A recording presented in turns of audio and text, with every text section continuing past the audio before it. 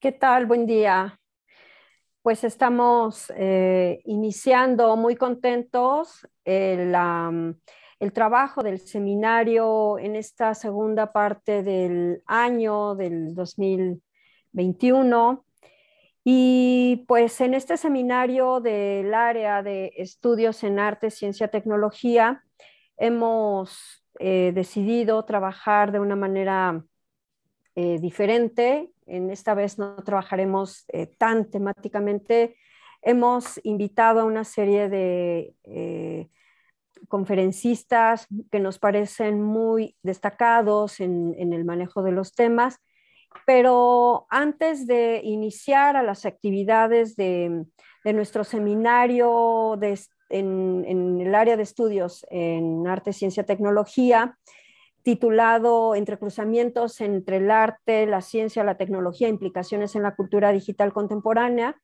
Queremos darle la palabra a la doctora Mónica Benítez, quien es directora de la División de Ciencias Sociales y Humanidades, para que con su generosa aceptación en la invitación como autoridad que inaugura y luego como moderadora de la mesa pues nos los invite, nos dé la bienvenida y luego le pediría a la doctora Mónica que ceda la palabra al doctor Hugo Solís, quien es jefe de departamento del Departamento de Artes y Humanidades, quien también es un participante muy activo, entusiasta de las cuestiones teóricas que aquí trabajamos.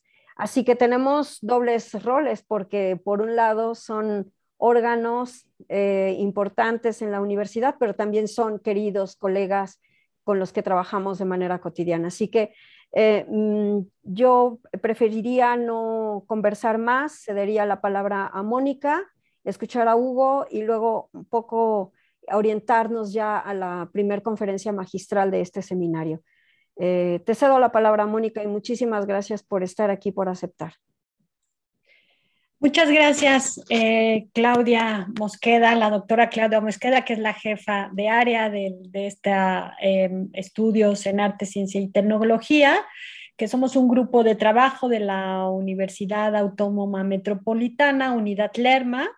Y bueno, es para mí un honor y un placer estar aquí inaugurando este seminario online 2021 de esta área de investigación que forma parte del Departamento de Artes y Humanidades. En calidad de directora de División de Ciencias Sociales y Humanidades de la Unidad Lema, pero también como miembro del área, ¿no? Entonces, es un doble festejo para mí que se generen este tipo de eventos. Ahora es nuestro segundo año que se hace un evento online. Quisiera, nada más agradecer a la doctora Gemma Sarconderio por estar aquí, por inaugurar, a todo el grupo del área, a todos los que están aquí con nosotros, acompañándonos. Y para mí, bueno, es un acto protocolario sencillo porque lo que queremos es escuchar a la doctora San Cornelio. Entonces, de alguna manera es invitarlos a escuchar toda esta serie de conferencias que inicia hoy, 1 de septiembre, y termina el 10 de diciembre. Entonces, es un periodo amplio y rico de distintas temáticas. Y bueno, pues me toca inaugurar el 1 de septiembre, un miércoles a las 12:07 de la Ciudad de México, el seminario online de entrecruzamientos entre el arte, ciencia y tecnología, implicaciones en la cultura digital contemporánea, y darles la bienvenida a todas y todos ustedes. Nuestro jefe de departamento de artes y humanidades de esta misma unidad Lerma también dará unas breves palabras protocolarias para iniciar esto, y después ya retomaré y presentaré junto con a la doctora para poder iniciar nuestra conferencia magistral del día de hoy. y platicaremos cómo será la dinámica del día de hoy. Le cedo la palabra entonces al doctor Hugo Solís. Adelante, Hugo. Muchas gracias, Mónica. Bueno, y muchas gracias a todas las personas que están conectadas, escuchando esta inauguración. Efectivamente, intentemos hacer la parte protocolaria lo más breve posible, porque lo que me imagino es que la gente que está conectada aquí, pues lo que quiere es sentir justamente la carnita de los temas de este seminario, ¿no? Que por razones, digo, el mundo online yo creo que llegó para quedarse, y en ese sentido creo que cuando transitemos ya a una presencialidad, vamos a seguir manteniendo este tipo de dinámicas en donde las personas que estén conectadas, no importa dónde, puedan dar estas conferencias. Y eso nos ha permitido empezar a imaginar conferencias internacionales con distinguidas personas, como es el caso de San Cornelio, ¿no? Bueno, y va a ser padrísimo. Son 8 sesiones, todas muy interesantes, con invitados, con un diálogo entre algún profesor del área y un invitado especial, ¿no? Entonces, yo creo que sin más, creo que este espacio es importante. Creo que esta es una de las razones vitales de las áreas de investigación, es hacer investigación, pero también transmitir esta investigación de una manera muy horizontal. Y creo que esto se lo está logrando en este seminario. Así que pues felicidades y pues a darle, ¿no?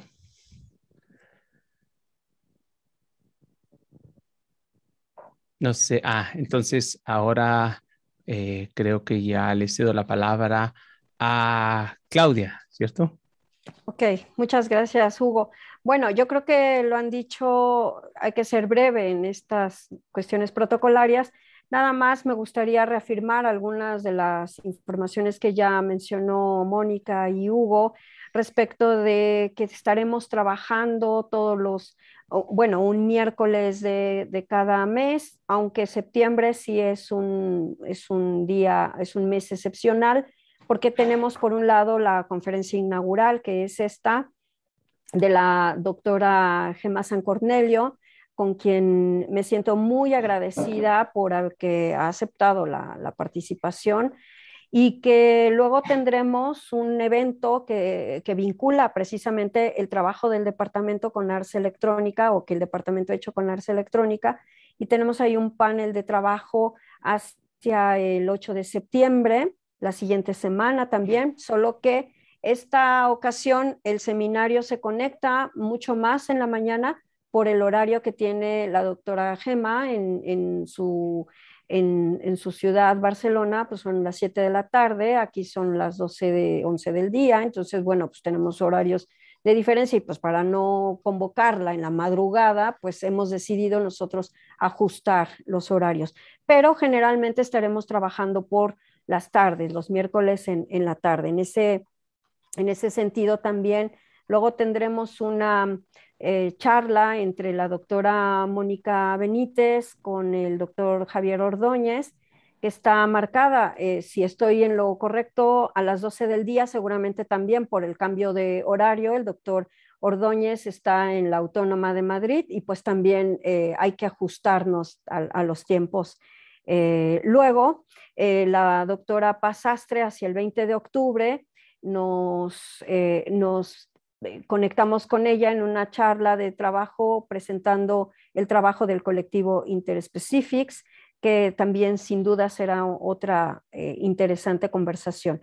Luego, para el 10 de noviembre, tenemos otra conversación entre el doctor Fernando Zamora de la FAD de la UNAM, conmigo, trabajando cuestiones sobre arte digital y fenomenología, para luego escuchar al 1 de diciembre al doctor Hugo Solís con el doctor Miguel Méndez de la BUAP, no sé, Hugo, ahí tú me corregirás, Puebla, que estará conversando contigo en cuestiones también de arte, ciencia y arte, reflexiones infinitas. También está Perdón por la omisión, me salté la conferencia del doctor Fernando Monreal, que es el 22 de septiembre, con la doctora Mariela Yeregui, y ellos tienen una conversación muy padre porque es Argentina y México las artes electrónicas, cómo se va dando de curso, ¿no? Del desarrollo de las artes electrónicas en estos dos importantes países en Latinoamérica. Perdón, Fernando, por haberme saltado esto. Y la última conferencia que tenemos al 10 de diciembre es la del doctor Juan Martín Prada, que clausura también a las 12 del día, también justo por los cambios de horario, con una conferencia titulada 5 conceptos de arte y estética en la era digital. Así que es una mitad de año que pinta para ser lleno de discusión, de elucidaciones importantes, interesantes, que lo online no demerita el contenido ni la sustancia de esto, al contrario, lo potencia y nos hace encontrarnos de muchas latitudes, ¿no? Así que sin más, cedo la palabra a la doctora Mónica para que nos haga favor de presentar y escuchar a la doctora Gemma San Cornelio. Muchísimas gracias. Muchas gracias. Pido una disculpa, estaba mi micrófono prendido en lo que la doctora Claudia Mosqueda estaba hablando. No sé si se interrumpió un poco y se vició un poco el sonido. Bueno, pues empecemos en materia. La conferencia de hoy, entonces, es la conferencia Cultura Digital y Disonancias Creativas en la era de las redes sociales. Quien está con nosotros es la doctora Gemma San Cornelio de la Universidad Abierta de Barcelona. Empezaré con una breve semblanza. Siempre las semblanzas, son muy crueles porque digamos que normalmente los invitados académicos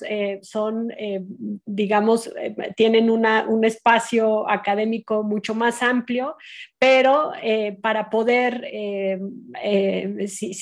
normalmente si nosotros empezamos a hablar sobre la trayectoria misma, casi nos acabamos el tiempo de presentación, ¿no? Entonces, muy cruelmente daré la semblanza de la doctora San Cornelio, a la cual le agradezco y para nosotros es un honor y un placer tenerla aquí.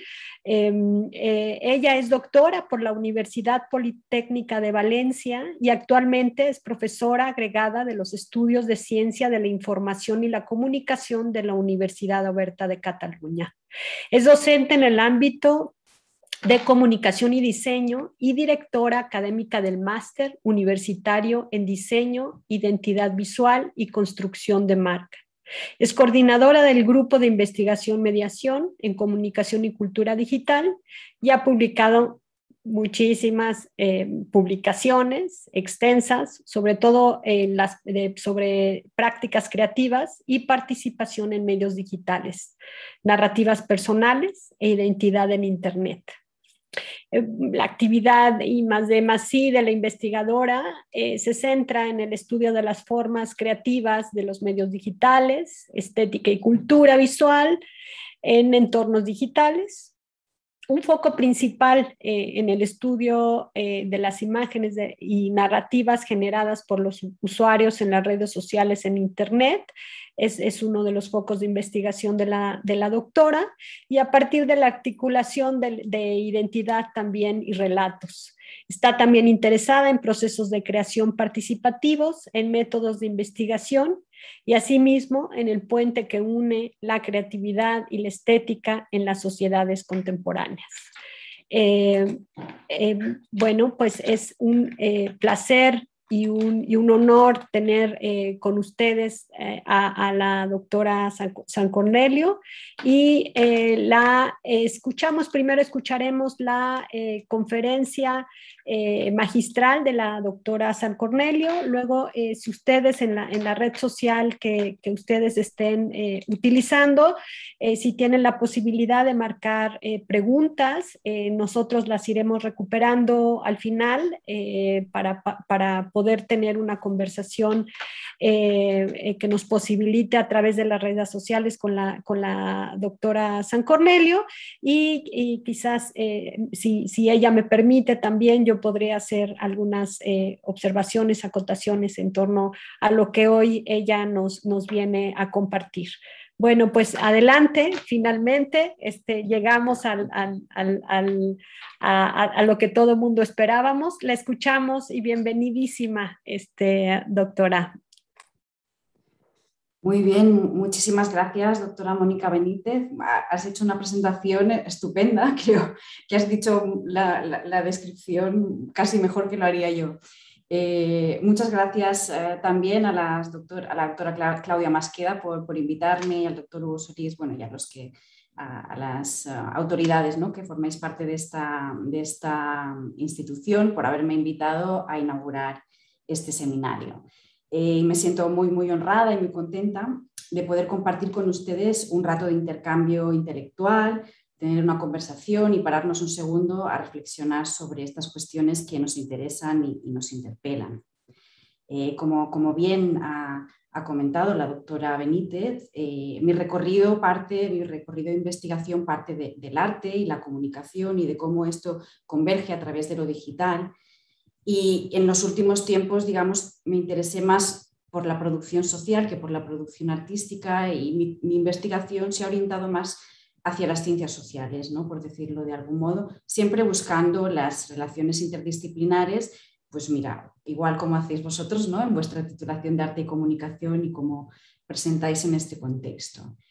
Por tanto, me siento muy, muy, muy cómoda, ¿no?, en este contexto que me habéis invitado. Voy a compartir la pantalla un momento, a ver si funciona. ¿Se ve bien? Se ve en vertical. Vale, pues así mejor. ¿Se va cortado o se ve entero? Se ve un poco cortado, o sea, vemos toda tu pantalla. Vale, vale, pues entonces está mal, perdón. Vuelvo a hacerlo. Me está compartiendo en vez de, perdón, a ver si así. ¿Así mejor? Se ve igual. Se ve igual, debería ser un PDF. Sí, vale. Vemos el PDF, pero está al 75% y no lo vemos completo. Entonces quizás sea el modo de cómo lo estás visualizando, que habría que hacerlo como en modo de pantalla completa. Sí. ¿Así? Exactamente, perfecto, ya estamos. Vale, pero si yo no veo el texto que tenía preparado. Vale, disculpadme, pues entonces, a ver, es que al haber tenido que modificar. En ese sentido, tú puedes disminuir tu pantalla de Zoom, digamos, sí, la presentación de Zoom, y entonces ver tu texto. Vale, bueno, es que sí. Vale. Ahora se está compartiendo y ahora veis el PDF o ahora qué veis. Vemos el PDF, pero no completo. Vale. Vale, es que no lo puedo dejar completo porque si no... Vale, vamos a ver si así se ve mejor. Para que me quede espacio para ver mi texto. Perdonadme, creo que no dio tiempo de ensayar esta parte. No te preocupes, estamos aquí tranquilamente. Al menos se puede ver así un poco. Sí. Sí. Intentémoslo. Más pequeñito. Vale, es para no perder la... Ahí está. ¿Ahí? Vale, está. Perfecto. Vale, estupendo. Muy bien. Vale, pues así ya empiezo. Muy bien, pues bajando al contexto de este seminario, ¿no? Es decir, arte, ciencia y tecnología, pues como muchos conocéis, este territorio es un contexto donde se trata de promover las relaciones entre las distintas disciplinas o ámbitos de conocimiento. Estas relaciones se estudian de distintas maneras, mirando hacia el pasado, es decir, a partir de la historia, la genealogía o la arqueología de los medios, que es un ámbito que entiendo que ustedes pues, conocen muy bien. Esta exploración histórica pues, trata de buscar, ¿no?, la intersección entre disciplinas o recuperar aquellas prácticas producidas en un momento en el que la separación entre estas disciplinas no existía o, bueno, o era de otro modo, ¿no? Y aquí pues tenemos autores muy relevantes como Siegfried Zielinski o Tomás Alcéser o Erkki Utamo, que creo que tuvisteis el año pasado en el seminario. La historia, incluso la más cercana, pues está llena de estas experimentaciones de las tecnologías con lo creativo, como por ejemplo pues, lo que hizo Norman McLaren en el ámbito de la animación. Otra manera de estudiar estas intersecciones sería mirando el presente, es decir, analizando fenómenos actuales, por ejemplo, pues, la experimentación de artistas en centros de investigación científica, ¿no? Pues como el programa actual del CERN en Suiza, ¿no? Que coordina pues, Mónica Bello.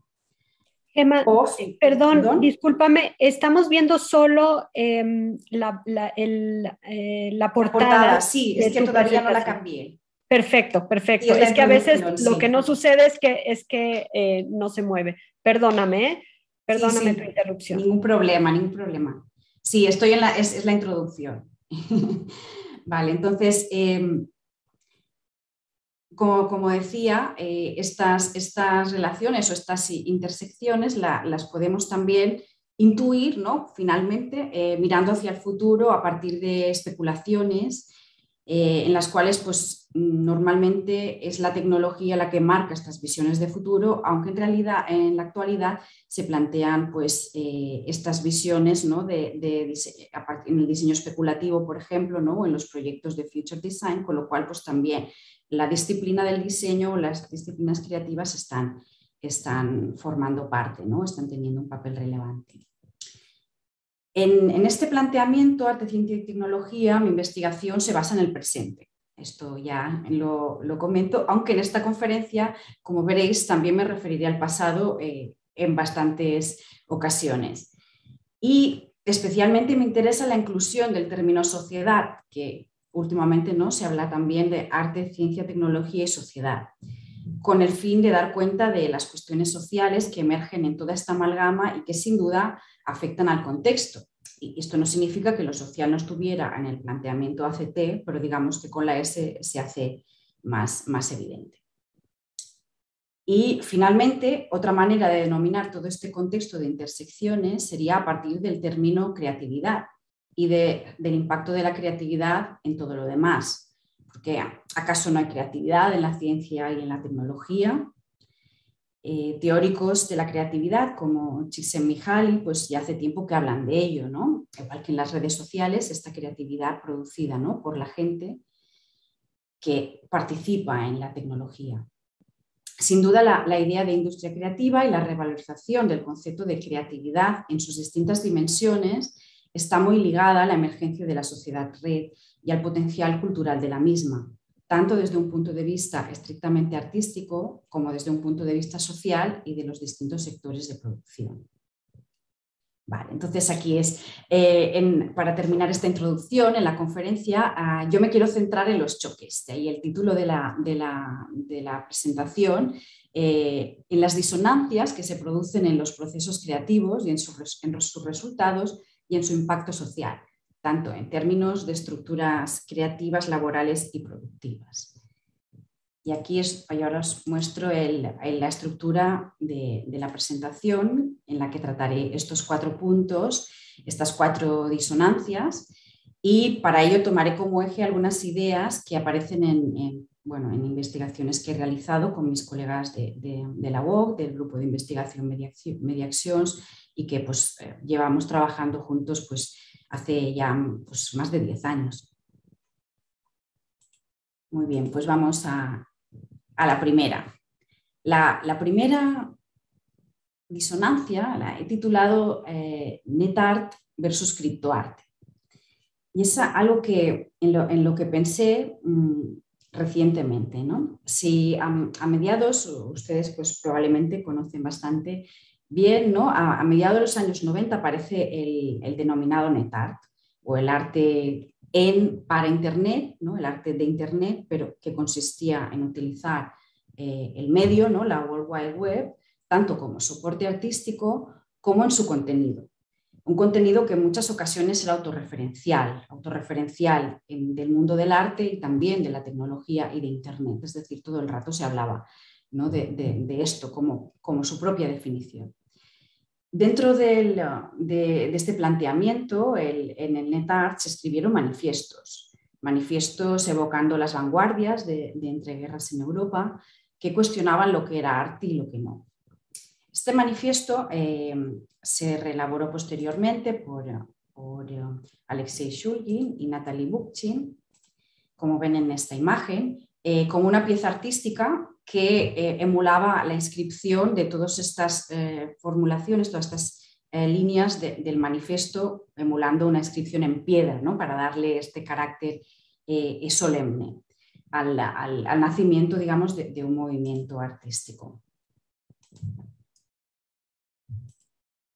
Bueno, perdón, me avancé. La disolución de la categoría autor en el acceso al máximo público posible a través de la red fuera del mercado del arte, la independencia de las instituciones artísticas, pues eran unas de las características más definitorias de este movimiento, que se autoproclama como una vanguardia, como decía, y esta idea se basaba de un modo muy, muy claro en la inmaterialidad, ¿no? La inmaterialidad de las obras de NetArt, artistas como Bukowski, Jody, bueno, unos clásicos, ¿no? De la época. Lo digital, en tanto que inmaterial, eliminaba esta carga al artista y la convertía en algo efímero. Es importante también señalar que la inmaterialidad ya era un elemento que formaba parte de las prácticas artísticas contemporáneas más procesuales, ¿no? Como por ejemplo el performance art. Pero en el ámbito digital y en el caso concretamente del NetArt, este punto se lleva al extremo y le confiere su máxima identidad. Andando un poco, ¿no? Avanzando un poco en el desarrollo de estas prácticas artísticas, con la entrada del nuevo siglo, muchos aspectos de esta definición del arte de Internet comienzan a desvanecerse. Especialmente todo lo referido a la institucionalización de la que comienzan a formar parte estos artistas, ¿no? Participando en festivales, en las propias universidades, a partir de los programas académicos. Estas prácticas se van volviendo más sofisticadas a nivel tecnológico y conceptual, pero desaparece este acento, ¿no? Esta marca en la reflexión sobre el propio arte. Un poco más tarde aparecen las prácticas de Locative Media Art, que son más experimentales, también muy procesuales e inmateriales, y se desligan totalmente del debate sobre si esto es arte o no lo es. Y de hecho, muchos de estos proyectos que poseen discursos críticos sobre la tecnología están conectados con distintas instituciones o entidades públicas y esto está bien, ¿no? Sin embargo, con la aparición de los NFT o el criptoarte, en los últimos años estamos asistiendo a la revalorización de la noción arte en su sentido más mercantil, para tratar de superar precisamente la mayor restricción del arte digital para su comercialización, que era pues supuestamente la inmaterialidad, ¿no? Ya que la digitalización y sus derivadas, como la falta de un original al que poder rendir culto y pagar, ¿no? por dicha condición, pues quedarían superados. Bien, los NFT vienen a solucionar efectivamente esta cuestión para que los interesados en el mercado del arte puedan pagar sumas suculentas por una pieza de arte. Como los NFT se basan en la misma tecnología de las criptomonedas, bueno, pero representan algo único. Al no ser fungibles, no se pueden intercambiar. Entonces, de algún modo, se trata de un retorno de la obra benjaminiana en su versión más tecnocapitalista, ¿no? Si se me permite el término. Y tanto es así que la idea de arte original incluye no solo piezas que se podrían incorporar dentro del contexto artístico, sino también otros formatos de cultura más popular, como son los memes, cuya imagen fuente original puede ser reconocida, atribuida y retribuida a sus autores. Todos estos autores forman parte de un contexto creativo de carácter internacional. Y aquí sí, esta es la imagen que estamos viendo aquí, es la fotografía de Joey Roth, que es la niña protagonista del meme que se titula Disaster Girl. La copia original de esta fotografía pues, se ha vendido por $500.000. Entonces, aquí tenemos un par de derivaciones, ¿no? de esta obra que realizó esta niña. Bueno, esta foto en la que aparece esta niña, perdón, no es que la hiciese esta niña. Bien, pues como vemos, los NFT generan muchas contradicciones y disonancias. Una de ellas tiene que ver con el origen del NetArt y cómo la cualidad digital, como elemento intrínseco de la obra, se le da la vuelta en una evolución al sistema de arte, ¿no? Justo lo contrario, esta cualidad se supera y encontramos una manera de certificar su unicidad y su valor, ¿no? como pieza artística. Claro, este giro se produce cuando existe una tecnología capaz de crear estos códigos únicos que no existían pues, 20 años atrás. Pero también cuando socialmente la idea de la muerte o desaparición de la noción de autor ya no tiene el sentido utópico o romántico de años atrás, ¿no? Que es la idea que subyacía a esta voluntad vanguardista y rompedora de aquellos que empezaron, ¿no? con el NetArt. Entonces, la democratización de la creatividad, el hecho de que todos podamos ser creadores, pues no elimina la posibilidad de materializar esta obra en un concepto que le otorga un valor económico, ¿no? a partir de esta tecnología NFT. Por otro lado, esta forma de pago o reconocimiento ha sido muy bien recibida por los artistas, ¿no? por los colectivos artísticos. Así, tampoco los académicos vamos a ser puristas. ¿Acaso no se merecen los artistas digitales cobrar por sus obras y evitar plagios y otras cuestiones? Es otra cuestión muy importante en mi opinión. Si el sector del arte se caracteriza por ser precario, entonces no podemos sino aceptar estos sistemas como un elemento que mejora sus condiciones. Veremos, pues, en los próximos años si estamos ante una burbuja o realmente ante un cambio o una modificación dentro del sistema.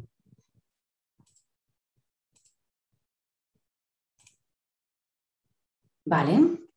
La segunda disonancia, el segundo tema que traigo a esta conferencia vendría un poco a colación de esta cuestión, ¿no? Y nos movemos a otro sector, para hablar de creatividad versus precariedad en el sector del videojuego. Del mismo modo, si nos remontamos a la emergencia de los estudios sobre videojuegos, los denominados Game Studies, empezaron a principios de los años 2000, constatamos como diversos temas son abordados, ¿no? Alrededor del videojuego como producto cultural. De un modo muy claro, pues las cuestiones narrativas y estéticas que proporciona esta forma cultural, así como el consumo, ¿no? Cómo se consume, cómo se juega, qué sucede con los jóvenes, con los distintos, ¿no? las distintas franjas de edad, o la propia industria de los juegos, cómo se estructura, ¿no? como un sector. Todos estos son temas que preocupan o que empiezan a trabajarse en los Game Studies. Había otro tema que podíamos considerar como un poco marginal, que era el sector de los modders, que son aquellas comunidades que modifican o amplían las funcionalidades de un juego o de un software. En aquel momento se acuñó el término playboard, que es la fusión de play y labor, de fusión de juego y trabajo, que este término lo acuñó Kuklitz en 2005, y que de algún modo ponía de manifiesto el trabajo realizado por estas comunidades fuera de la, digamos, de la industria o que no formaban parte de las empresas y que otros autores han conceptualizado también como trabajo inmaterial o trabajo gratis. Os pongo una imagen bueno, esta es una de las imágenes que se realizaban de uno de los trabajos anteriores sobre que os explicaré después, de un programa de animación donde había una comunidad modder que analizamos. Bien, en una de estas investigaciones, como decía, es del año 2011-2012, lo publicamos en 2013. Analizábamos las interacciones entre un grupo de modders que hacía esto mismo, hacía modificaciones y mejoras con un programa de animación llamado Movistorm. Esta imagen corresponde a este programa. Analizando las comunicaciones que tenían en los foros donde participaba toda esta comunidad de modders, nos dimos cuenta, que la pasión, a partir de sus discusiones y su discurso, la pasión y el trabajo bien hecho eran algunas de las motivaciones que guiaban la actividad de estos desarrolladores que que trabajaban gratis, por decirlo así. Y estas motivaciones, la pasión y el trabajo bien hecho, elevar el nivel, están también asociadas al trabajo creativo, ¿no? A lo que se denomina el trabajo creativo, que es un ámbito que también me ha interesado y que abordan diversos investigadores, sobre todo del ámbito anglosajón, desde un punto de vista de la sociología del trabajo, más concretamente aquellos que estudian el trabajo, ¿no? el denominado trabajo cultural o el trabajo creativo, ¿no? Que incluye pues, a los artistas visuales, a la gente que trabaja en el cine, la música o los videojuegos. Algunos de estos autores pues, son Gina Neff, Angela McRobbie, Rosalind Gill, Andrew Ross o Mark Banks. Y todos ellos, de alguna manera, acaban coincidiendo en la precariedad del sector creativo, ¿no? La precariedad es una seña de identidad que marca el trabajo creativo en prácticamente todos estos ámbitos. Posiblemente también conocéis el trabajo de Remedios Zafra, que también aborda esta cuestión, ¿no? En su trabajo. El entusiasmo se titula, sí, si no recuerdo mal. Sí, aquí tenemos otra imagen. Bien, entonces actualmente el número de trabajos que abordan la precariedad laboral de un modo más concreto, un modo más específico en el sector del videojuego han crecido en los últimos años. Es como un tema que de repente pues ya no estamos hablando de los modders o de un grupo de gente que trabaja, digamos, de una forma más satelital, ¿no? Sino los trabajadores del sector, ¿no? Los diseñadores y los programadores, de un modo más resumido, podríamos decir.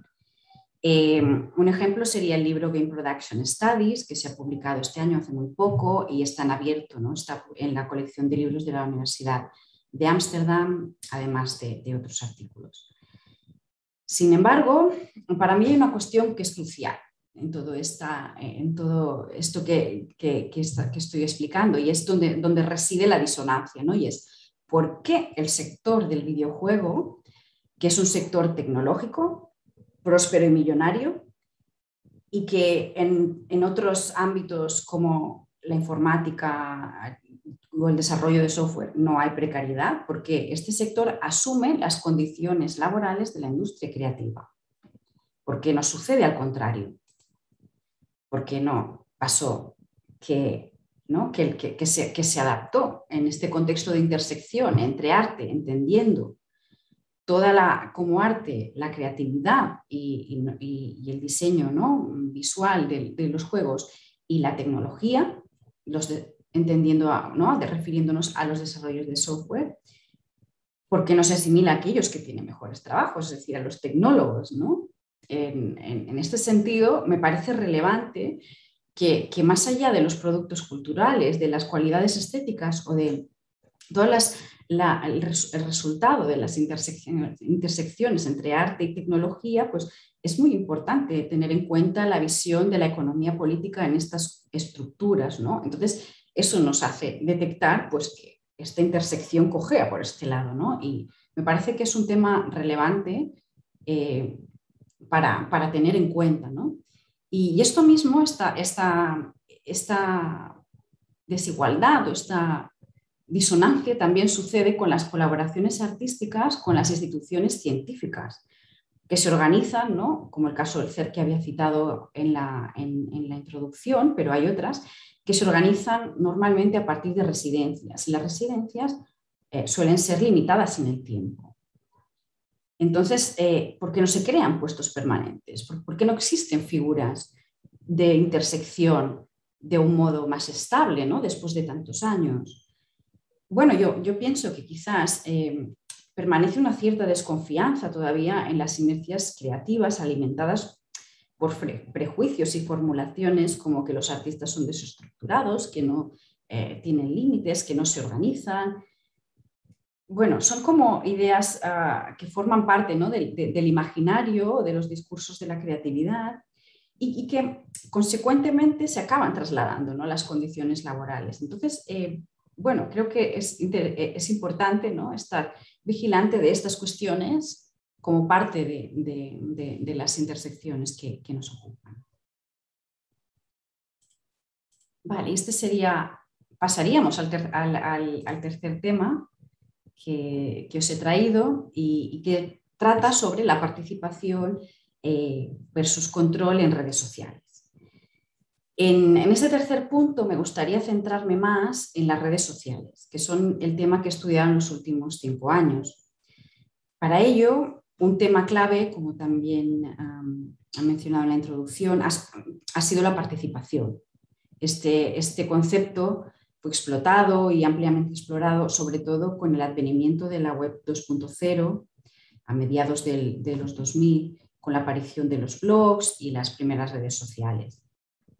Algunos de los autores, como Henry Jenkins, hablaron de cultura participativa que se producía en el cruce o en la convergencia entre la producción de base, la producción bottom-up y la producción top-down, ¿no? La producción de los usuarios o la cultura participativa, en definitiva.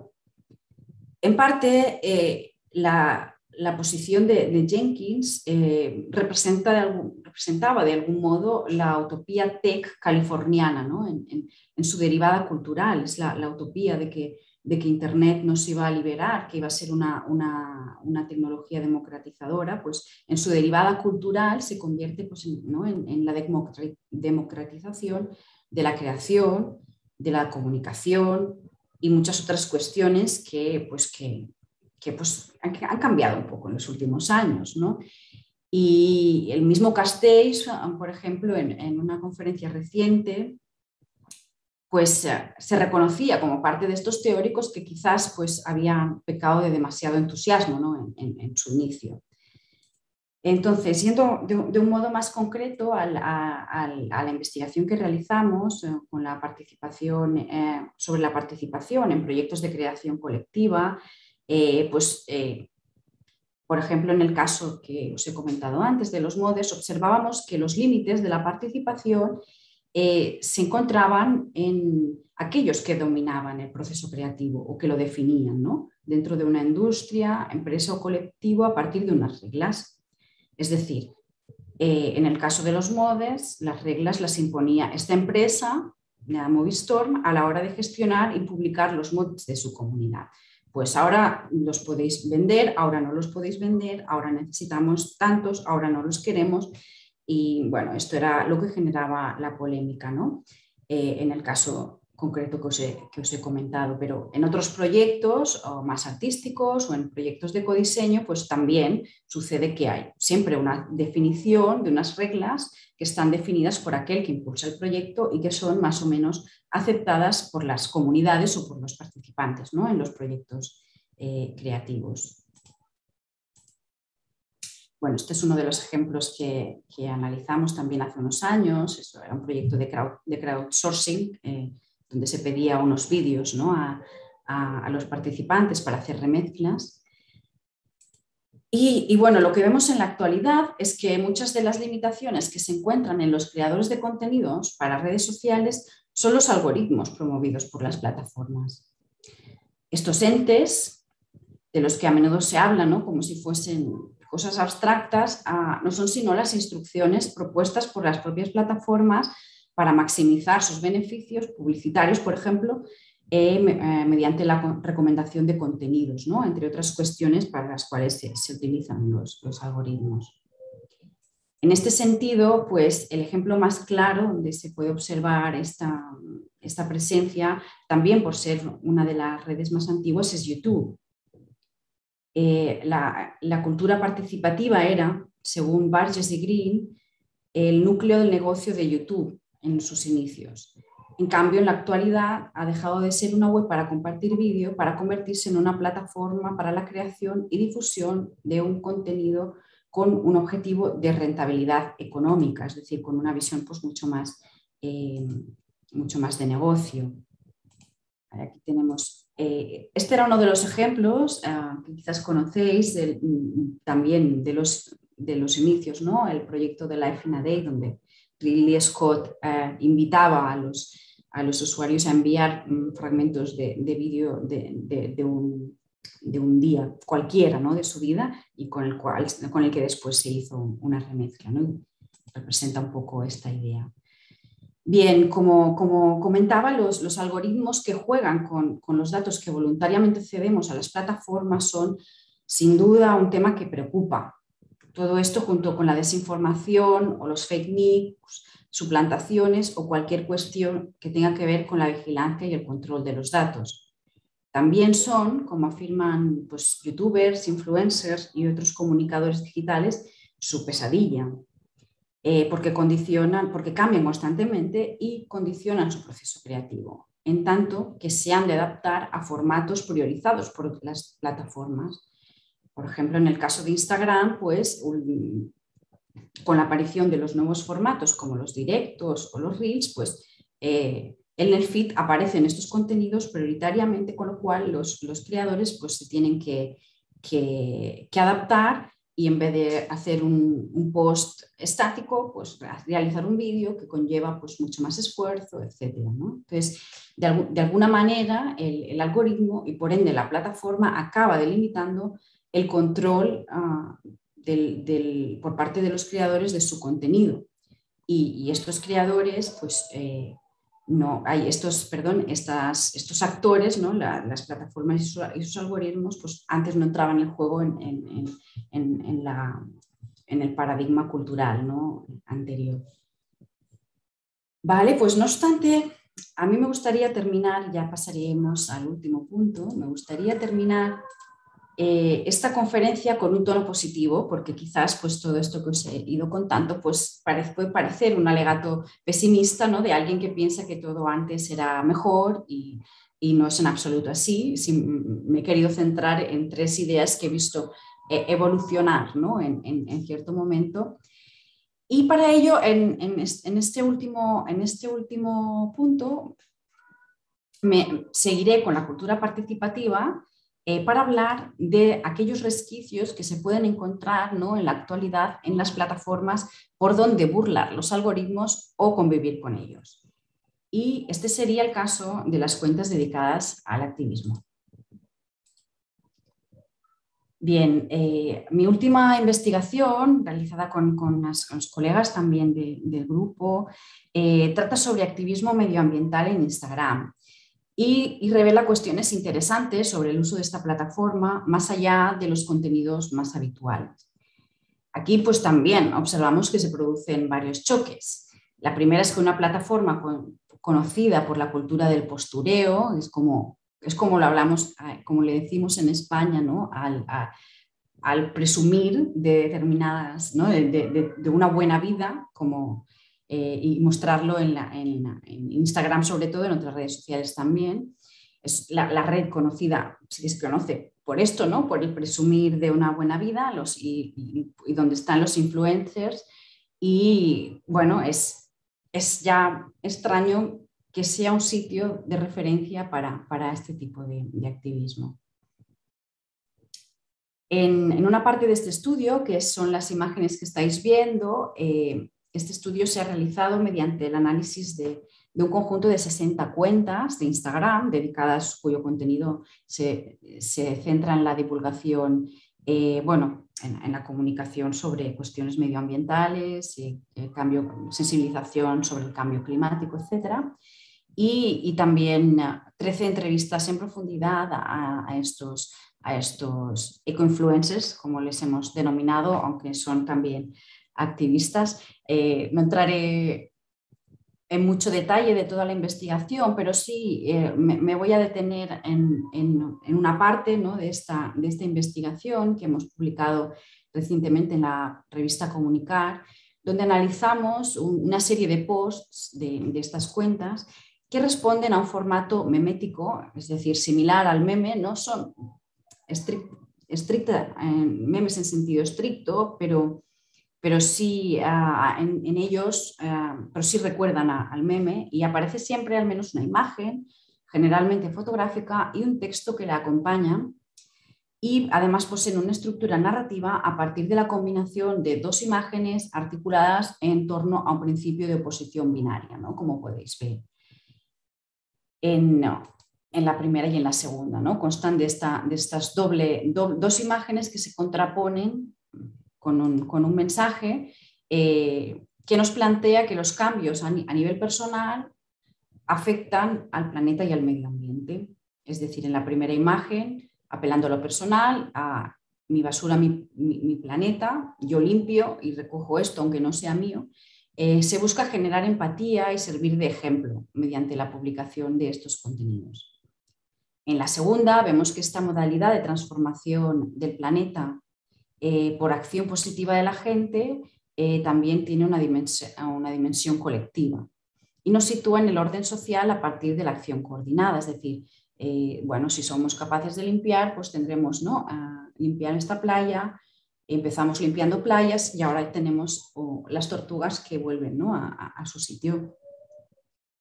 Este activismo podríamos decir que es emergente y que tiene unas características propias.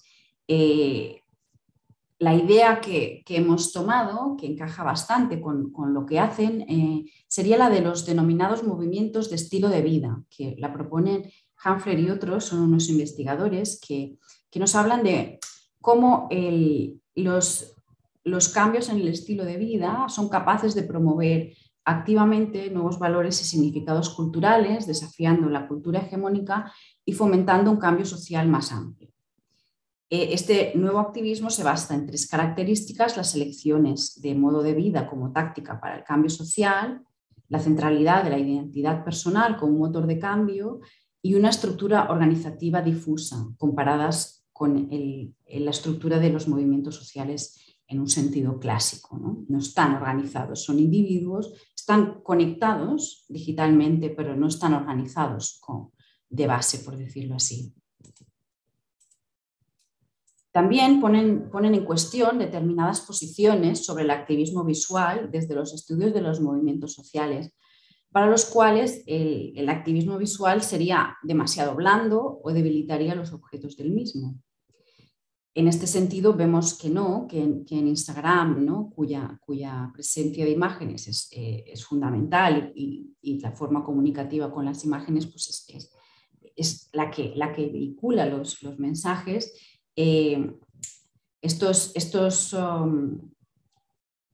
Estas cuentas denominadas eco-influencers, que ellos mismos se consideran activistas, tal y como nos han dicho en las entrevistas, y su forma de comunicación, haciendo uso de la estética y la creatividad, pues tiene perfectamente sentido y tiene su efecto, ¿no?, en la difusión del mensaje ecológico, ya que pues van ganando cada vez más seguidores.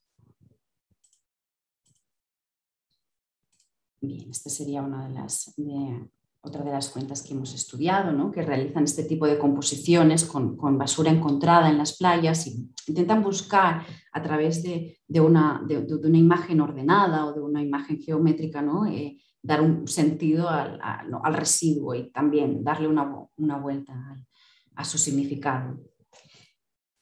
Muy bien, pues ya estamos terminando. Así que, bueno, yo para terminar, como vemos, diría, las redes sociales generan disonancias. De hecho, a veces las odiamos y las amamos al mismo tiempo. Sin embargo, las propuestas creativas que encontramos pues, pueden resultar transformadoras. Esperamos, pues, encontrar otras disonancias creativas dentro y fuera de las redes y que éstas sean transformadoras, a ser posible, en sentido positivo. Muchas gracias por vuestra atención.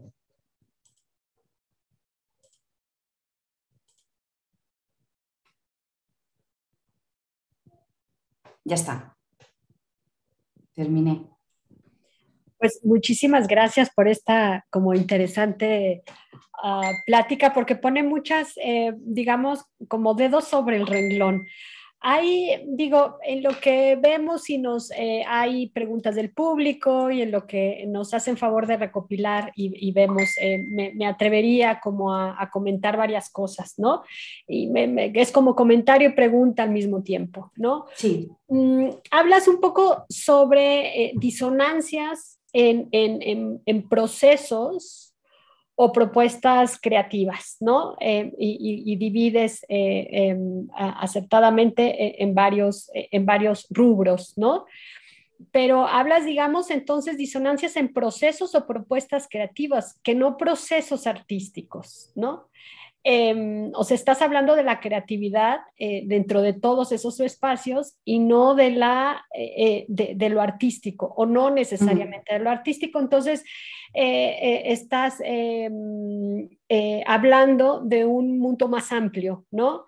Y sobre eso vas, digamos, en distintos ámbitos, en el net art o en las industrias del videojuego y de las redes y de inclusive el activismo ambiental, digamos, en esos procesos creativos que no artísticos, haces como una valoración de ese espacio más amplio, qué hay de artístico dentro de esos lugares. Digamos, ahí es la disonancia, o no sé si por ahí va, digamos, la reflexión entre una y otra, ¿no?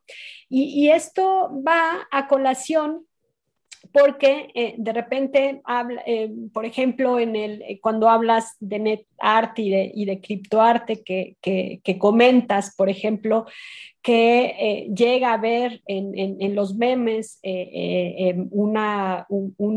digamos, se llega a hacer objetos para venta, que hablas tecnocapitalista, y entonces toma un valor como si fuera un valor artístico, ¿no? O sea, como que juegas con estas dos cosas de lo creativo y lo artístico. En particular, por ejemplo, en los memes, que sé muy poco sobre eso, ¿cuáles son como los valores estéticos que detectaste, digo, para que se genere como imagen de autor este valor tecnocapitalista y no un meme, ¿no? O sea, ¿cuáles imágenes sí resultan relacionarse lo creativo y lo artístico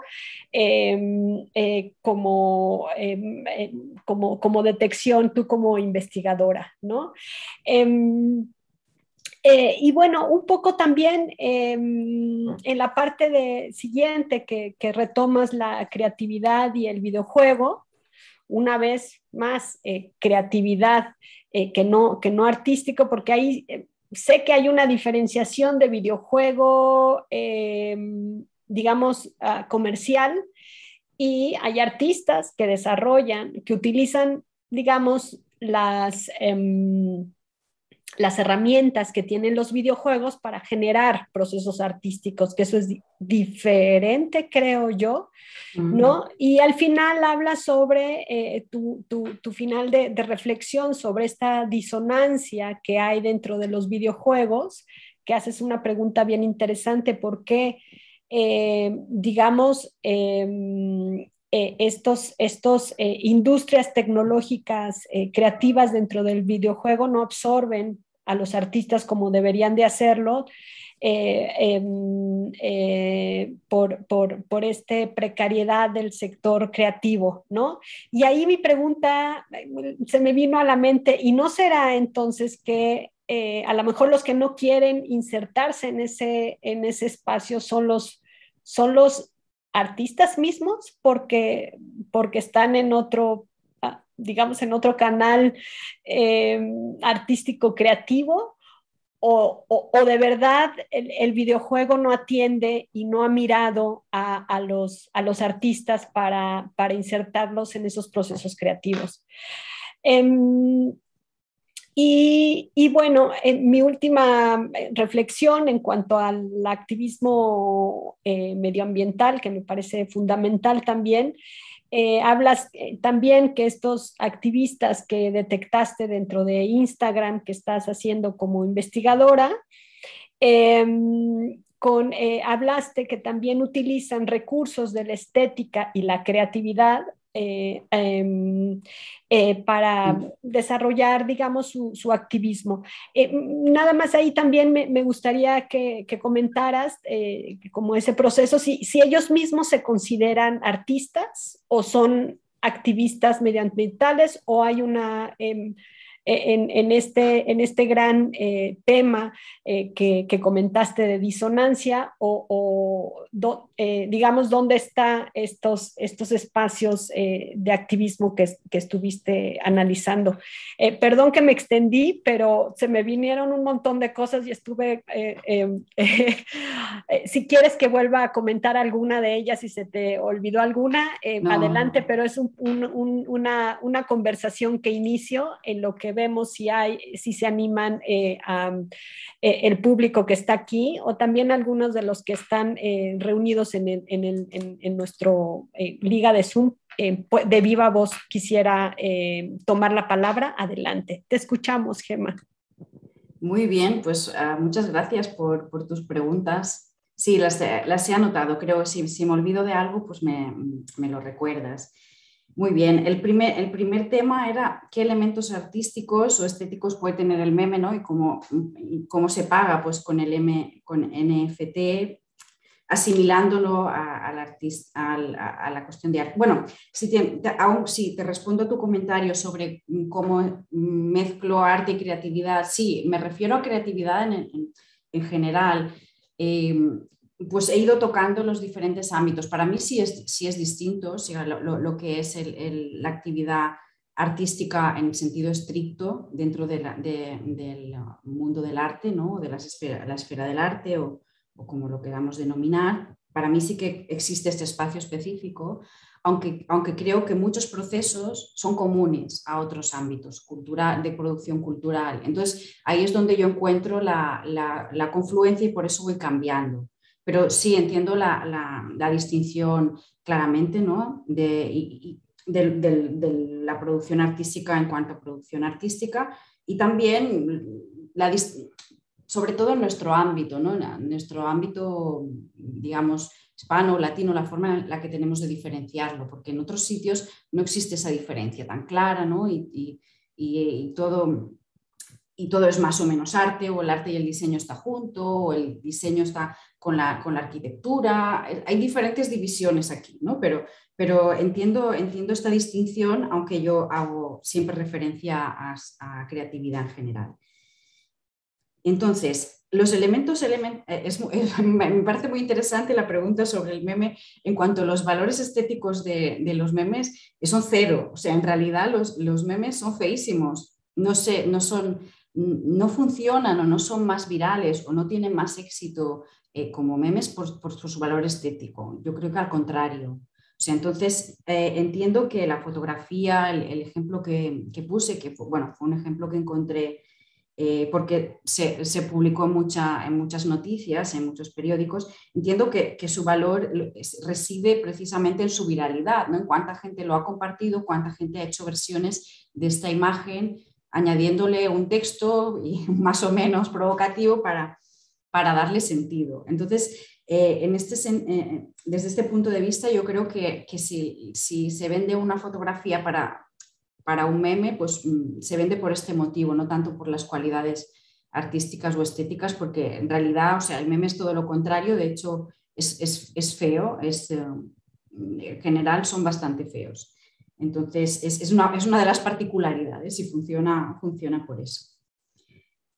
Vale, respecto a la cuestión de los videojuegos y los artistas en los videojuegos, sí, entiendo. También existe este sector del videojuego independiente o de los artistas que hacen trabajos alternativos o que se basan en las tecnologías para transmitir sus mensajes.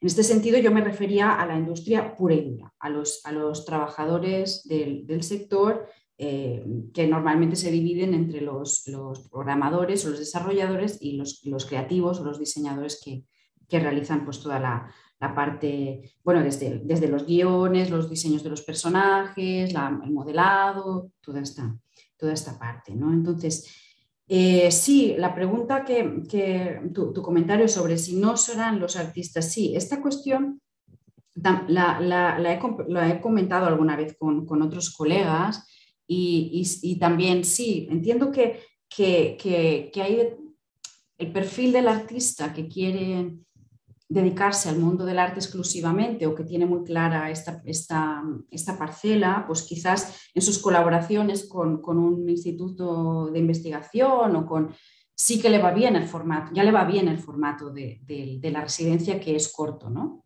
En este sentido, sí que entiendo que es posible que el motivo pues, sea lo que estoy de acuerdo contigo, básicamente, ¿no? Que es posible que haya un determinado perfil de artista que prefiere mantener su espacio, ¿no? de creación intacto y poder dedicar en un momento dado una parte de su tiempo a hacer algo concreto, pero manteniendo esta idea. Y en cambio que sí, el creador en general, pues el creativo o el que está en la industria, pues ¿por qué no? Sí desearía tener una posición más estable o tener una remuneración. Esto es aplicable pues, al sector del diseño en general, al diseño gráfico, al diseño web, que son sectores donde también existe mucha precariedad, ¿no? Entonces, un poco venía por aquí, ¿no? Porque los diseñadores, los desarrolladores, que son tecnólogos, se convierten, ¿no? Ya no era tanto por los propios creadores, sino porque los tecnólogos, que son a los que unos colegas los han entrevistado, ¿no? Los desarrolladores también cobran poco, cobran menos los desarrolladores de videojuegos que los desarrolladores de un programa pues, dedicado, por ejemplo, a los recursos humanos, ¿no? Para una empresa. Entonces, es aquí donde, ostras, siendo tecnólogos, ¿por qué cuando se van al sector pues, se acaban devaluando ellos y no es al revés, ¿no? Y no es el otro caso, ¿no? Y vale, la última pregunta. Vale, sí, elementos artísticos del activismo ambiental. Sí, aquí hemos encontrado unas formas muy diversas. Os he mostrado solo los memes, un poco para sintetizar esta idea, también porque, mira, me venía bien por la contradicción que plantean, ¿no? o los términos de antes y después, o esta parte más dicotómica.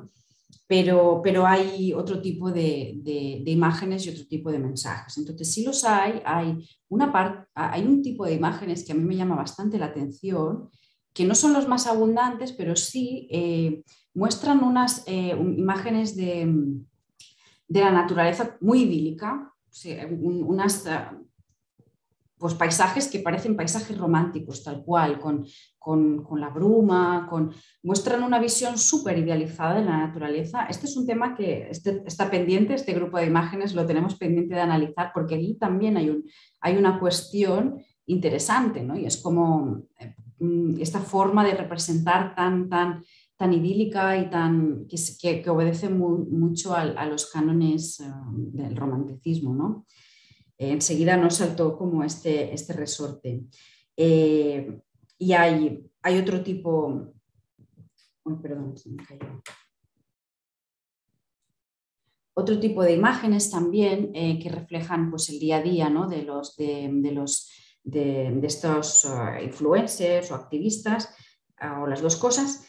Y claro, también descubrimos con las entrevistas que muchos de ellos tienen formación en arte o formación en comunicación, saben de fotografía, saben un poco de diseño. Entonces, encaja muy bien, o es como un hallazgo que nos sorprendió porque estos hacen unas imágenes que llaman la atención, que funcionan a un nivel comunicativo y la explicación en parte es por esto, ¿no? Porque muchos de ellos tienen formación y tienen conocimientos en este ámbito. Entonces, hay distintos elementos artísticos que podemos encontrar y yo creo que, si acabamos profundizando en esta muestra, pues los iremos un poco relevando, ¿no?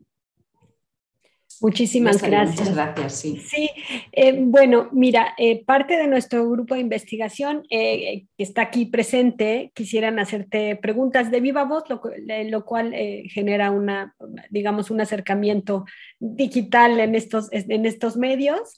El doctor Fernando Monreal, que también es miembro de nuestro departamento y del área, quisiera hacer una pregunta de viva voz y después también la doctora Mosqueda. Entonces, escuchamos primero a la pregunta del doctor Fernando Monreal, quien preferiría que él mismo la planteara. Adelante, Fer. Muchas gracias, Mónica. Muchas gracias, Gemma, por la apertura de la conversación. Sí se me escucha, ¿verdad? Sí. Yo quisiera plantearte una pregunta y también saber tu punto de vista, centrándome en el primer punto que señalaste, que era esta relación entre el net art y el cryptoart, o el criptoarte, ¿no? A mí me parece que tengo la impresión de que en el actual estado en que estamos ya desde el 2020 en estado de confinamiento y, ¿no? Debido al problema de la pandemia, esta cualidad digital de la que hablabas, que era una característica intrínseca a la obra y que nos vimos en el NetArt y creo que varias de las enseñanzas del NetArt precisamente fueron pues esto de hacer de la web e Internet el espacio de trabajo, el espacio de producción, el espacio de construcción, como lo comentabas, y hasta un espacio autorreferencial, y no solo un espacio exhibitivo, ¿no? Yo tengo la impresión de que en esta situación de confinamiento se ha acelerado una suerte de giro inmersivo en las prácticas artísticas que está llegando o ha llegado a las instituciones. Lo que quiero decir es que me da la impresión de que hoy las instituciones, museos, festivales, ¿no? Incluso nosotros en este momento, pero me quiero centrar en las instituciones museológicas donde circulan las obras o donde circulaban físicamente, permíteme usar la expresión, están adoptando varias de las estrategias del NetArt, como el espacio de producción, el espacio de exhibición, ¿no? Esta cualidad digital de la que hablabas. En ese sentido, yo quisiera preguntarte, ¿tú cómo observas este fenómeno?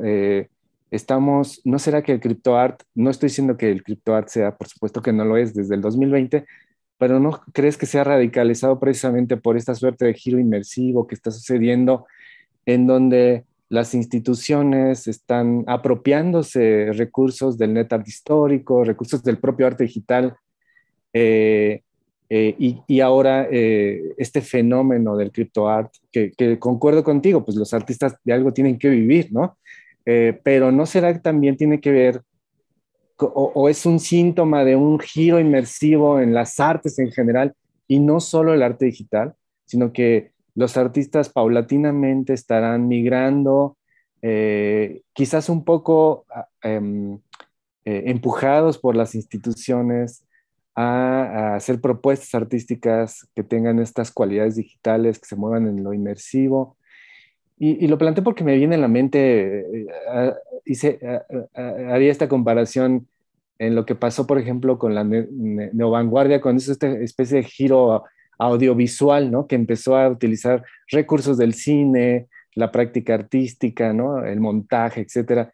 Y ahora me da la impresión de que las instituciones se están apropiando de estas enseñanzas del NetArt y que a lo mejor la venta, el NFT, es un síntoma de eso, de una nueva economía en donde pues tenemos huellas y enseñanzas de la década de los 90, ¿no? En las instituciones. Incluso en las propias instituciones vemos que se han abierto debates que ya en los 90 se habían discutido, como la desmaterialización, y que bueno, cuando pues ahora ya hay todo un discurso sobre las nuevas materialidades, etcétera. Entonces, ¿tú qué opinas? ¿Cómo este fenómeno pandémico está afectando, o si no afectando, está empujando a un giro inmersivo en las artes y en las prácticas culturales en general? Vale, y ahora me corriges a ver si he entendido bien. ¿Te refieres a cómo las instituciones, museos, por ejemplo, últimamente integran más recursos digitales o buscan más discursos digitales en sus propias instalaciones para, digamos, para armonizando con todo esto, ¿no? Y si esto sería parte de una economía digital en la cual las NFT serían una parte más. Incluso, sí, eso me refiero, pero incluso yo añadiría que están empujando a los artistas a moverse en esas plataformas digitales. O sea, artistas que a lo mejor no necesariamente eran digitales. Sí, sin duda. Esto sucede sin duda.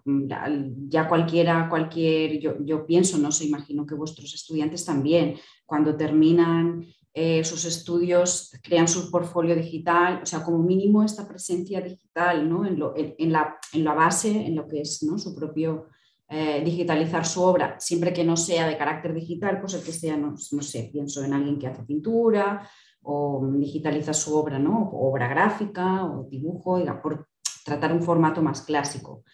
O quien hace escultura, pues quizás también buscar estos los formatos más tridimensionales de otro tipo, ¿no?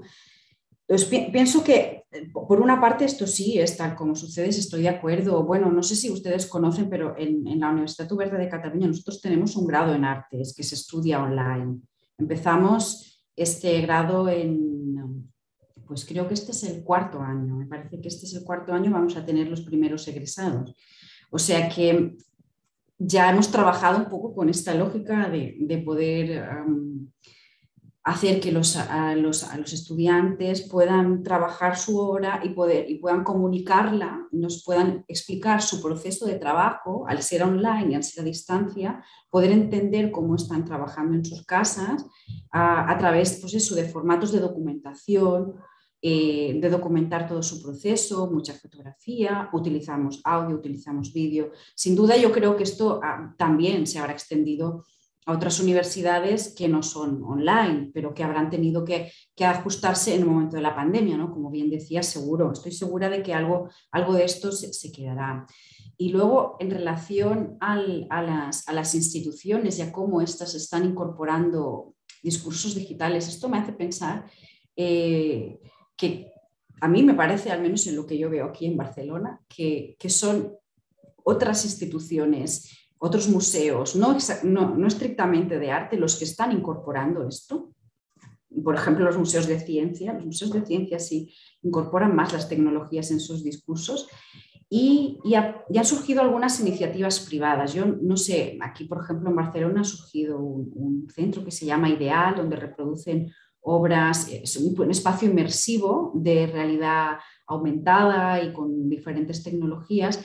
Y hacen, yo no he estado personalmente, hará como un año que lo inauguraron, pero hacen exposiciones monográficas por artistas, ¿no?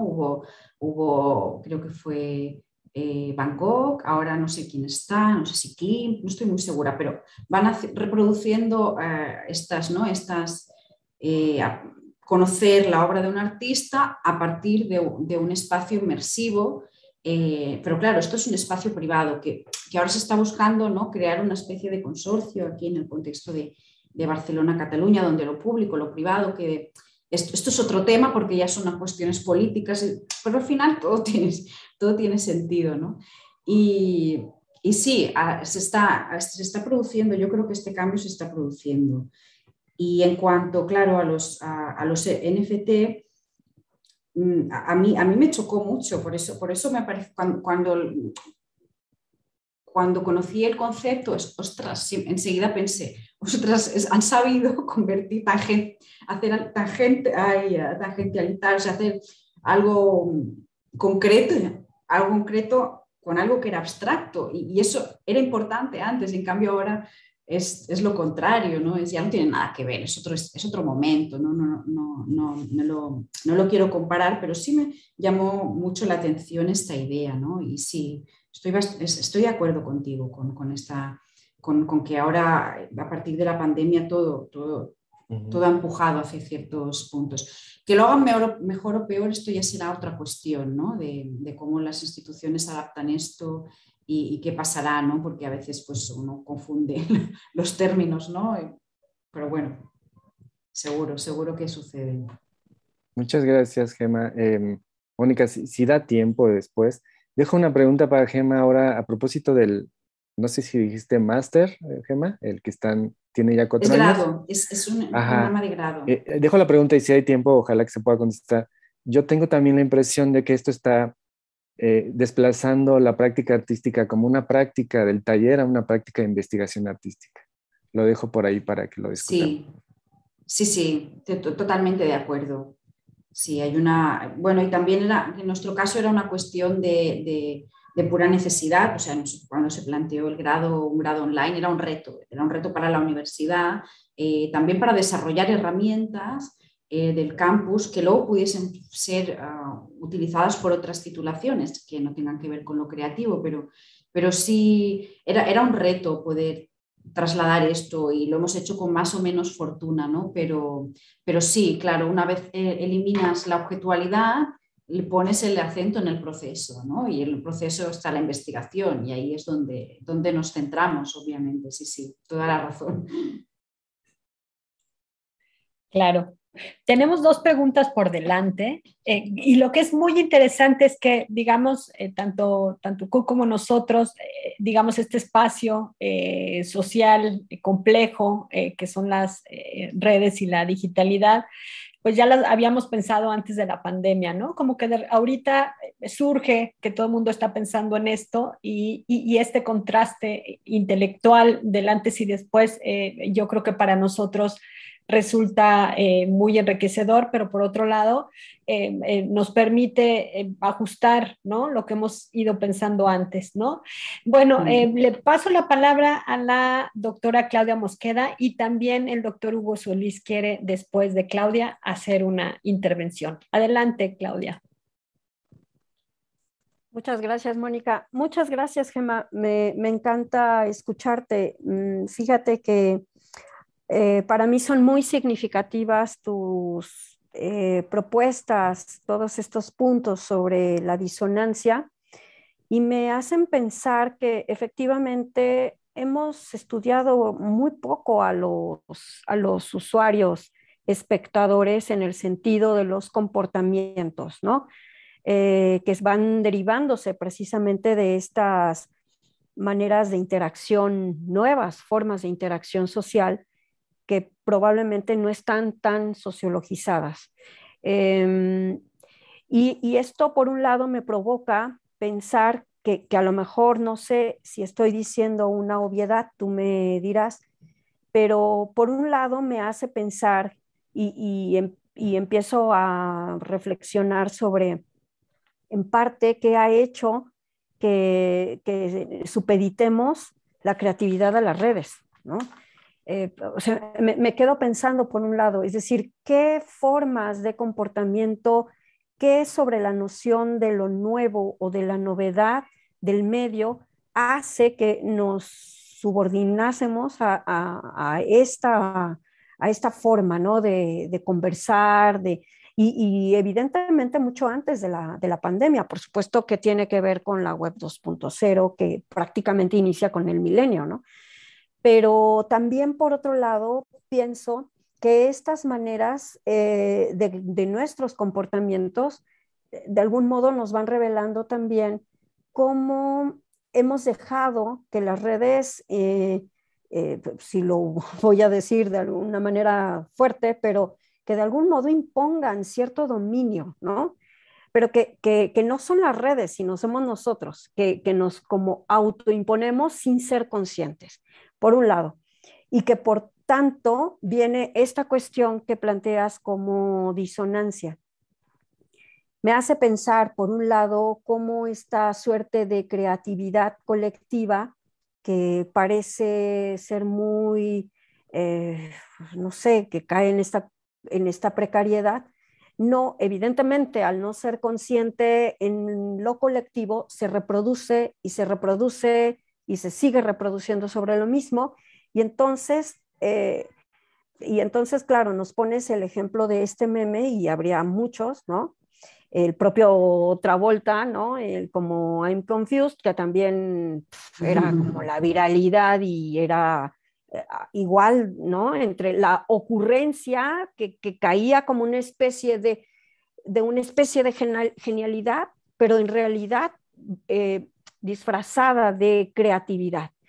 Y esto que me parece, por un lado, interesante, pero al mismo tiempo alarmante, porque ahí es donde encontramos, entonces, ¿cuál sería el giro? Claro, tú nos propones una salida con esta perspectiva mucho más activista en Instagram, pero entonces no tendría también que haber un vuelco mucho más consciente, reflexivo, humanista, probablemente apelando a algunas ideas de Neil Postman, ¿no? Sobre este vuelco y completamente reflexivo del humanismo en los medios y cómo hacemos uso de ellos, ¿no?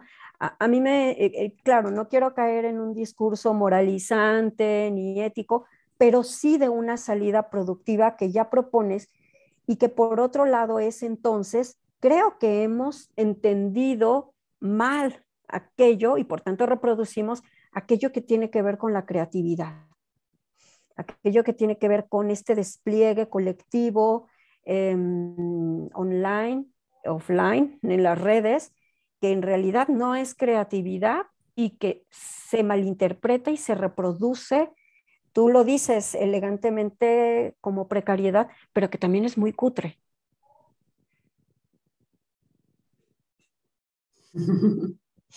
Vale. Vale. Sí, ¿terminaste? Sí. Sí, Vale. sí. Es más bien como para desatar un poco sí.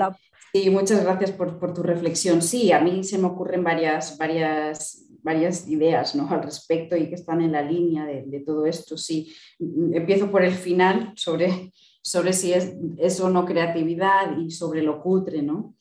Sí, claro, la creatividad también es todo un gran tema, ¿no? De cómo se ha conceptualizado. Hay una de las conceptualizaciones que es la de Csikszentmihalyi que he citado antes, y él hablaba de creatividad en mayúscula y creatividad en minúscula, ¿no? Decía, la creatividad en mayúscula es la que ha llevado a inventos y a descubrimientos y a la que tiene un carácter rompedor, por decirlo de algún modo, y la de minúscula. No sé si estoy mezclando con otro autor que habla de creatividad del domingo y de creatividad de los días entre semana. Bueno, venía a ser más o menos lo mismo, ¿no? De una creatividad más rompedora o más significativa y una creatividad de las cosas cotidianas o del día a día, ¿no?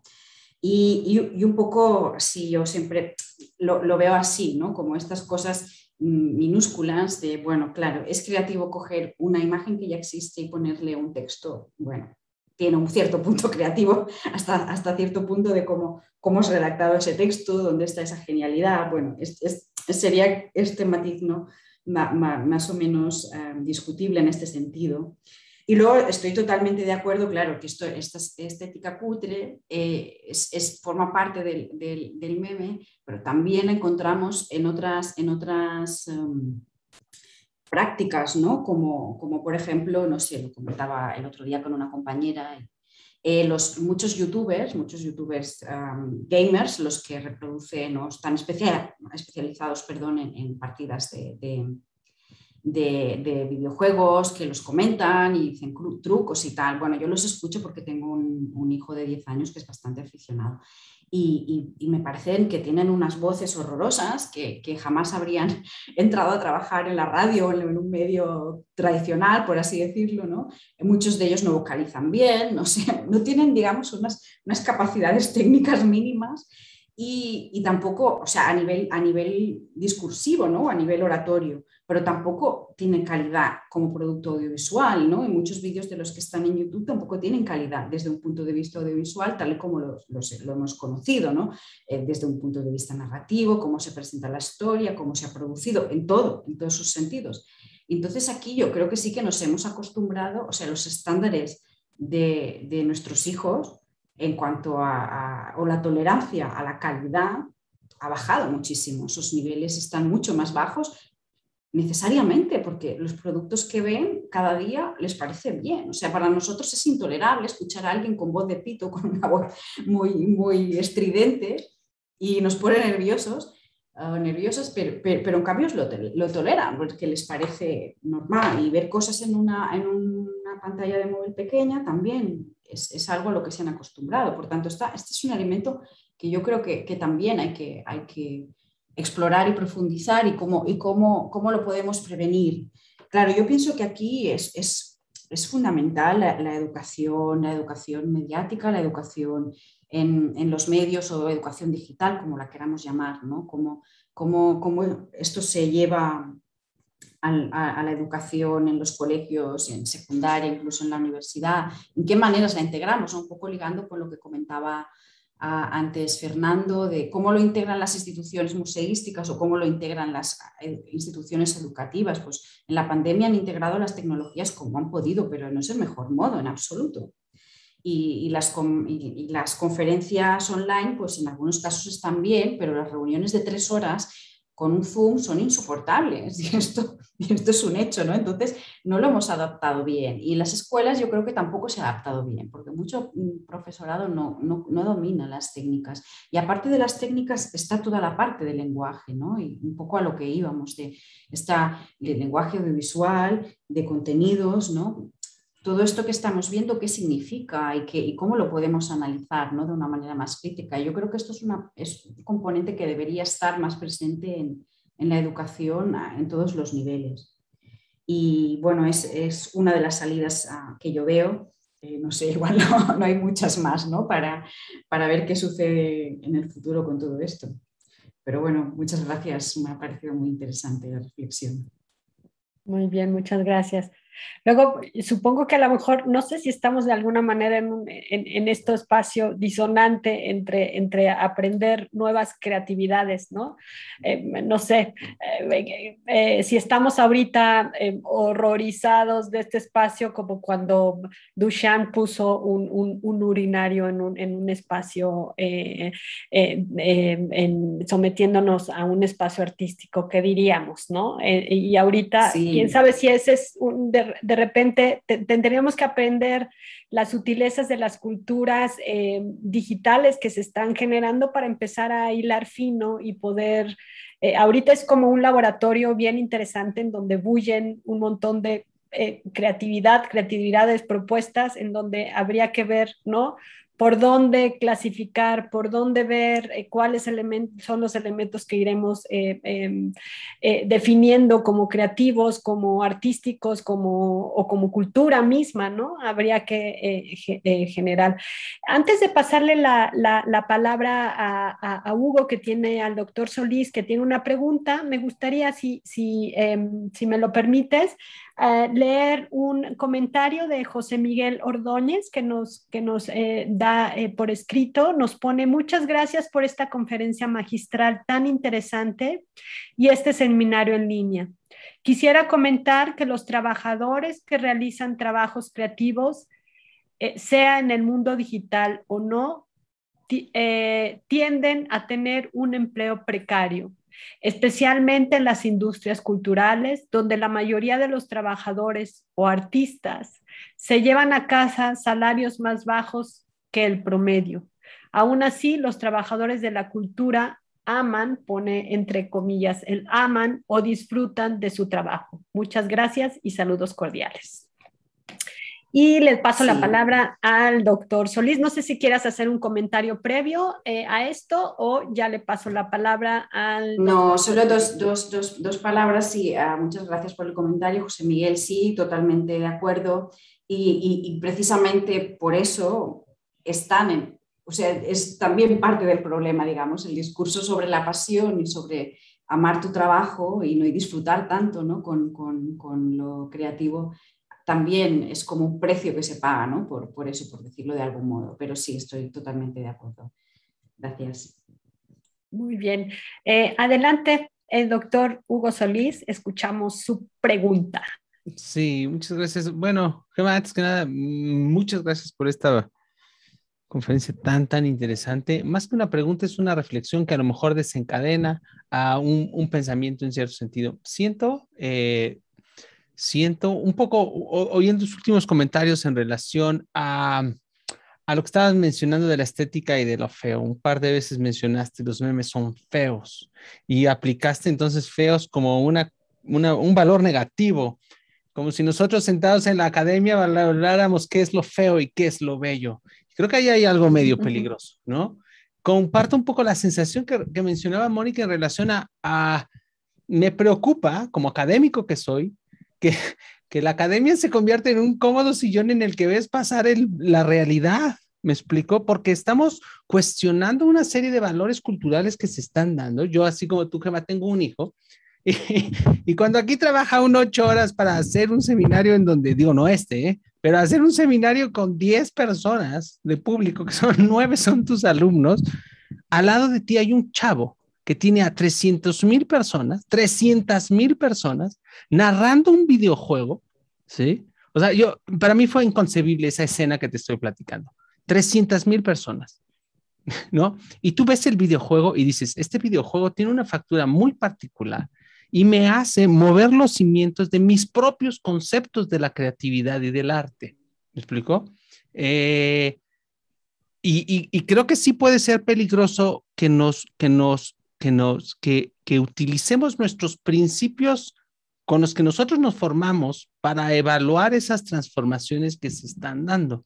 Y obviamente después surge toda la manera de organizar esa información, y una cosa, por ejemplo, son los tokens no fungibles, que efectivamente, ¿sí?, era una manera de materializar la propiedad, ¿sí?, y que evidentemente después viene el mugroso capitalismo a destruir cualquier tipo de ejercicio colaborativo o democrático, ¿no? Pero es solo como las reflexiones con las que me quedé pensando cuando oía la presentación y te digo, oí el concepto de feo y el concepto de entonces, a lo mejor lo que nosotros tendríamos que estar haciendo es aprendiendo, no tanto, es decir, creo que tenemos mucho que aprender de los que se van a morir después que nosotros, antes de que nos quedemos reflexionando en una realidad que ya no es. La pandemia la aceleró, pero todos estos fenómenos, como decía Fernando, pues ya existían, ¿no?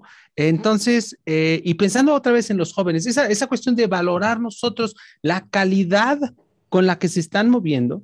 Bueno, creo que la narración de un chavo de un videojuego, de un videojuego en donde el concepto de calidad es otro, ahí hay un valor cultural y creativo que ya trascendió a la voz formada del locutor del fútbol, porque yo prefiero oír la voz de pito del videojuego que al narrador del Real Madrid, ¿me explico? O sea, pero de los partidos de fútbol, de una cosa que está horriblemente tiesa.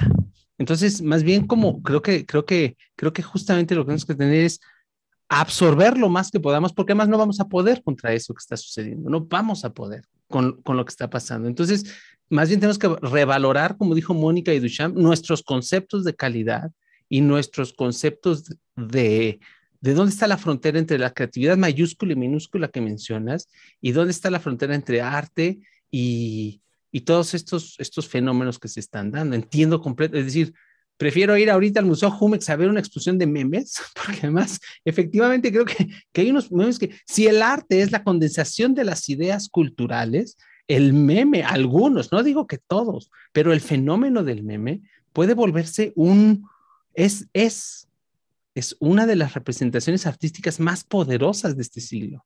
¿Sí? Y independientemente que tengan a Winnie Pooh, porque no importa que sea Winnie Pooh, ¿no? Como no importa si está una aspiradora en el Museo Jumex. Creo que esas son como las reflexiones con las que yo me quedé. No es una pregunta como tal, sino las reflexiones que placenteramente me vinieron a la cabeza oyendo tan bonita presentación, ¿no? Muchas gracias. Gracias, sí, Hugo. Muchas gracias, Hugo. Bueno, sí, solo hacer un comentario. La noción de feo la digo con total tranquilidad, no la digo desde una posición de poder, digamos, intelectual, académico, la digo como alguien que precisamente estudia esto que tú dices, ¿no? Que está viendo los fenómenos, y estoy completamente de acuerdo de que el meme es el gran fenómeno. Es el gran fenómeno creativo de las redes en la actualidad. Y sí, y hay creatividad en muchas otras partes. El tema de los estándares de calidad o no, bueno, sí, yo creo que esta es otra discusión, sí, es como, es otro tema. Aquí no sé si estoy de todo de acuerdo contigo, sí, hay que aprender, obviamente hay que aprender.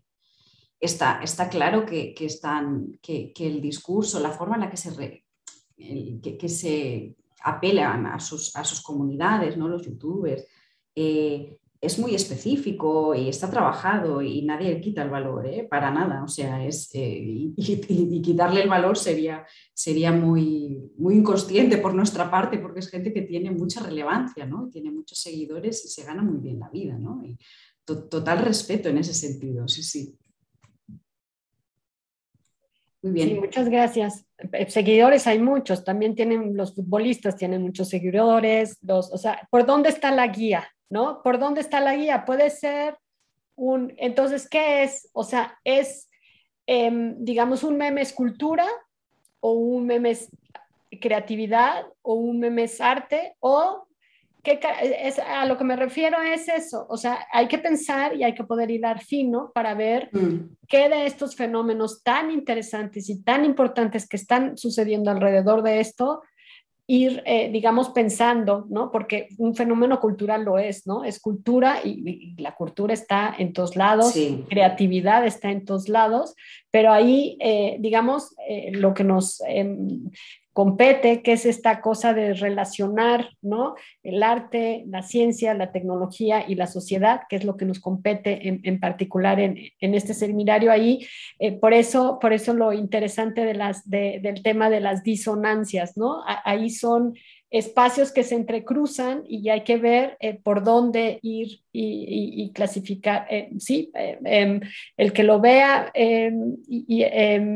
miles de personas, eso es ¿dónde lo clasificamos, ¿no? Para darle un cierto valor o cómo será la taxonomía que va por ahí, es interesante. Hay una pregunta de YouTube, si me permites hacerla, te vamos a dejar ya, que yo creo que será la última pregunta y antes agradecerte mucho, quizás al final le daré la palabra a Claudia para en calidad de jefe de área darte la despedida, pero a ver, la última pregunta que es de YouTube es de Maribel. Si el arte, voy a mirar para allá, que es una pantalla más grande que tengo.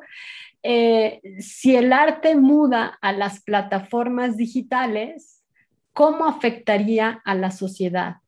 Porque mucha gente no tiene la posibilidad de conectarse. ¿Sería aún más exclusivo? ¿Qué le pasaría a los artistas? ¿Sería un arte más exclusivo o más democrático?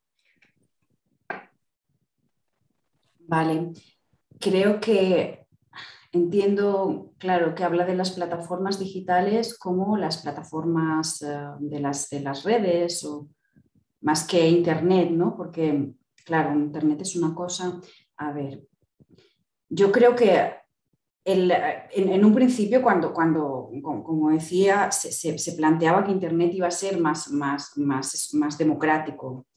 Pero claro, es cierto que están todas las limitaciones, ¿no? de territoriales y un poco este es otro debate, porque aquí planteamos un poco a nivel casi global, ¿no? ¿Qué sucede con esto? Si se puede conectar todo el mundo o qué países tienen más conectividad, otros que tienen menos.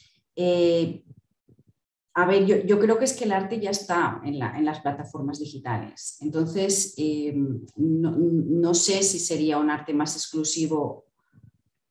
A mí me parece que no. Me parece que esté en Internet o que el arte que no está pensado. Claro, yo aquí hago una distinción entre el arte que se piensa, ¿no? como con un espíritu de netar para que sea digital o el arte digitalizado, que sería otra cuestión, ¿no? Pero pienso que ya de una manera o de otra ya está muy presente. Entonces, pues ahí está, ¿no? Después están los NFTs, esto es otra cosa.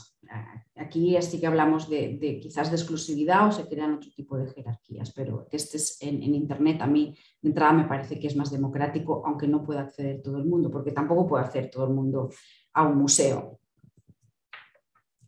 Esta sería un poco la respuesta. Gracias. Muy bien, pues muchas gracias. Yo creo que finalmente, digamos, una de las pequeñas reflexiones que nos quedan es que, bueno, estos espacios de redes son espacios absolutamente sociales, complejos, y que dentro de ellos se generan pues un montón de complejidad, ¿no? Y a partir de estos dispositivos tecnológicos, analíticos que hiciste favor de analizar, que nos permiten, no sé, reinterpretar y reescribir otros usos comunicativos de la tecnología producida por los usuarios, ¿no? Finalmente ellos han estado y nos han permitido mostrar que están transformando estas tecnologías, ofreciéndonos usos y productos más cercanos a nuestras voces también, y están de alguna manera generando un marco de libertad de acción, desde mi punto de vista inédito, como lo has también comentado en esta estupenda conferencia magistral, entre usuarios, tecnología, poética, creatividad, arte también, ¿no? Mucho más amplio de lo que estamos acostumbrados, ¿no? Entonces yo creo que es clave acercarse y afinar la caracterización de todos estos elementos creativos, individuales y colectivos, para hacer una posible, para seguir, digamos, aprendiendo sobre estos procesos, ¿no? Y bueno, pues generar nuevas herramientas metodológicas que nos permitan entender todo este mundo, ¿no? Pues te agradezco muchísimo, le doy la palabra, un poco creo que si me permites haber cerrado de esta manera, no sé si quieres terminar, decir alguna última palabra, Gemma, y al final para pasarle la palabra a Claudia. Bueno, yo volver a reiterar las gracias por la invitación. Me ha parecido muy interesante todo lo que me habéis planteado, ¿no? Y haber podido compartir este ratito con todos ustedes. Así que nada más por mi parte. Muchas gracias. Claudia, te invito a que cierres esta sesión, y a todas les agradezco mucho, a todos los que estuvieron aquí, agradecemos mucho su presencia. Claudia, te paso la última palabra antes de cerrar. Muchas gracias, Mónica. Pues nada, agradecer a Gemma porque sin duda de eso se trata este espacio, de reflexionar en torno a la cultura digital y justo revisar todas estas provocaciones. Así que, pues no, yo no diría más, agradecería a todos, a los colegas que nos han acompañado, a toda la gente que ha hecho preguntas por otros espacios, por otros canales, y pues invitarles a que cada miércoles que nos reunamos, pues puedan también conversar con nosotros de manera síncrona o diferida, pero finalmente encontrarnos, ¿no? Muchísimas gracias, Gemma, gracias a todos, y pues cerramos aquí nuestra primera conversación. Gracias. Adiós. Gracias. Hasta luego, gracias. No. Hasta luego.